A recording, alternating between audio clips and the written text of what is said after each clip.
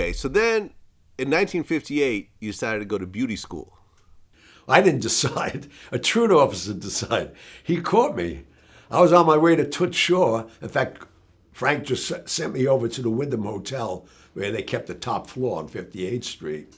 And that was their bank where they dropped all the receipts and all that. So he wanted me to pick up $5,000 to bring it over to Toots Shore, who owned the bar. And so I went over there, and I was on my way there, and the truant officer said to me, because he had a brown uniform on, he knew he wasn't a cop. He said, "What are you doing out of school?" I said, "What are you talking about?" He said, "How old are you?" I said, "I'm 15. He said, "Why aren't you in school?" I said, "I don't go to school." I had like 10,000 in my pocket. He says, "Well, I need your address. I got to give you a ticket." So I gave him my grandmother's address, and he writes me a ticket. So I don't know what it's about. I have the ticket in my hand, and I walk into Toots Shore, and Frank notices the ticket.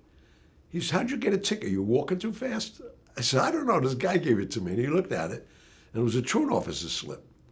And he says, "How old are you?" I said, "I'm 15 and a half. He said, "How long have you been with me?" I said, "About 3 years now." He said, "What?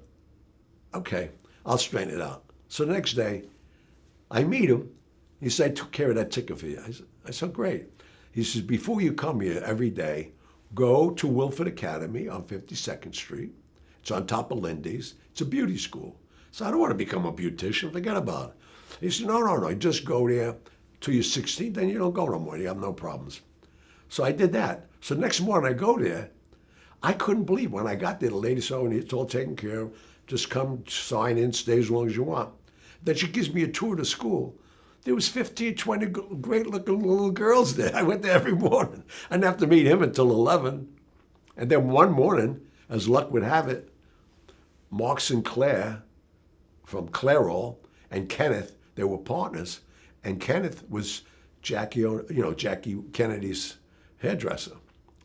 And they were looking for shampoo boys.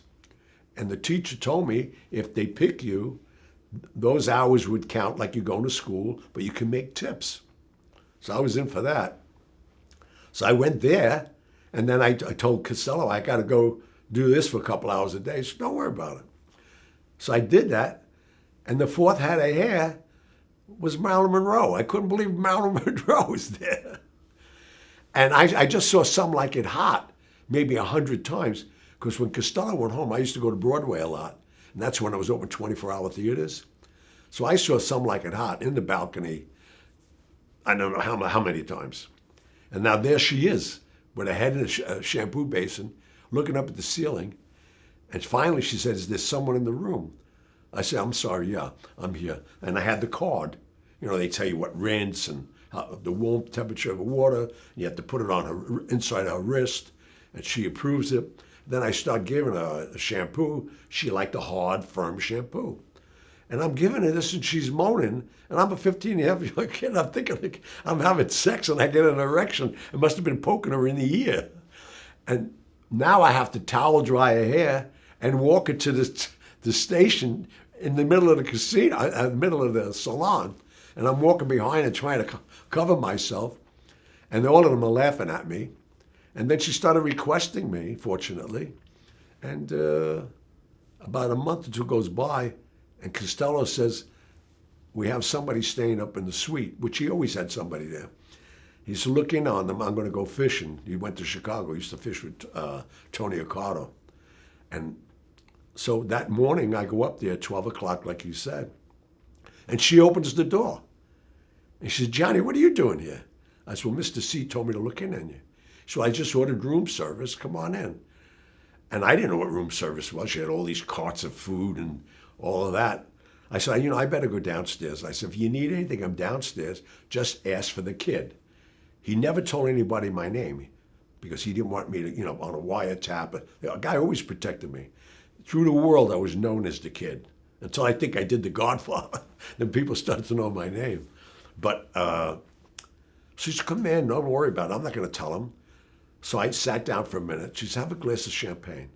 I said, "I can't drink. I'm only 15, 16 years old." And she gave me the glass of champagne. I never had a drink. Well, I got a little buzz. It was amazing. He said, "I'm going to take a bath." I said, "Okay, I'm going to go downstairs." She walked me in there. So she walks and turns the water on, and she's comb out my hair, which I've done 100 times at the salon. So she lowers her robe, and I'm saying to myself, who's going to believe I'm over here with Marilyn Monroe?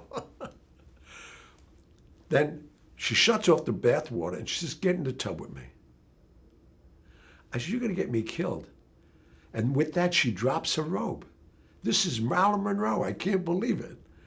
She gets into the tub, and she convinced me to get into the tub. So I'm a gentleman. That was Saturday afternoon. I left Monday morning. And you were how old? I was just going to be 16 that December. This was like September, October. Of what year?